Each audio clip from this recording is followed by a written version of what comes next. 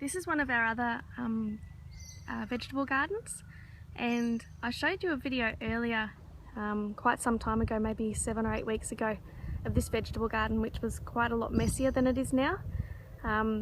We hadn't actually been in the garden for a long time, and we'd probably let it go for far too long.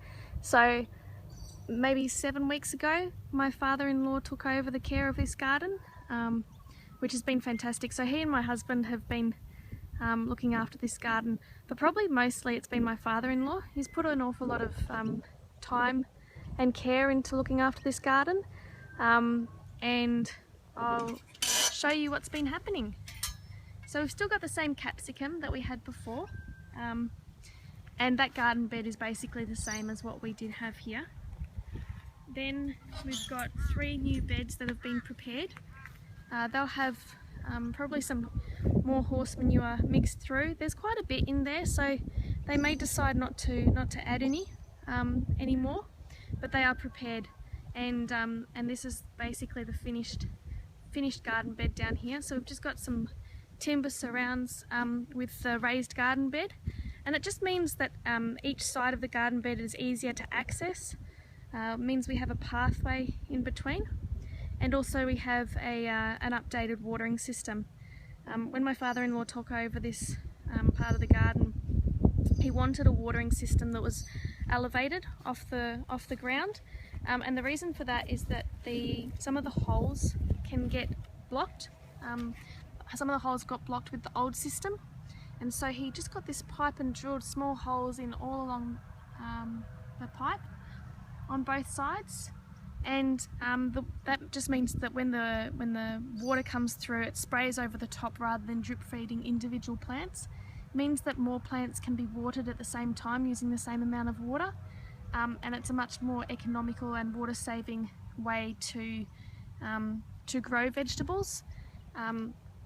So we have a lot of spring onion here, a lot of spring onion, and then some more vegetables down the end there, and the other 3 beds are the same. So these are our completed garden beds. I'm quite sure that there will be some more seeds going in. Actually, he's finished them all. So the other thing that we've decided to do is to add in these simple little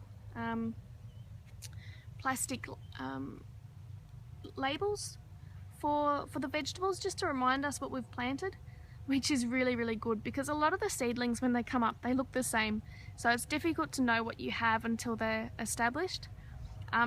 So I've just bought quite a few more of these, so we're waiting for those to arrive. But you can see there, kale, 26th of March, and then there's a type of bean that was planted the same date, and cucumber. It's probably a little bit late in the season for cucumber, but we can always try. We have some zucchini growing there with some beautiful zucchini flowers. You can see more zucchini there. They're all doing well. So it's a much better way to grow the vegetables in this size garden, rather than having the wide garden beds. Also means that we can keep the paths cleaner. My father-in-law likes to garden barefoot, so it means that he can walk around barefoot without you know, having to worry about stepping on bindies or other weeds, and he can see exactly where he's walking. So this garden bed has some carrots in it, and some more kale, and there's a few eggplant that are left over from the previous garden beds. This plant here that is growing wild is a New Guinea bean, which is not actually a bean at all. It's a type of zucchini.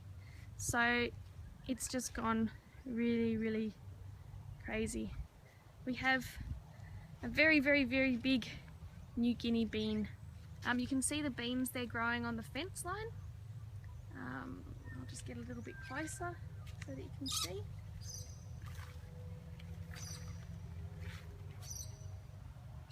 Now, I'm not sure if you can see it there, but we have a few New Guinea beans growing there.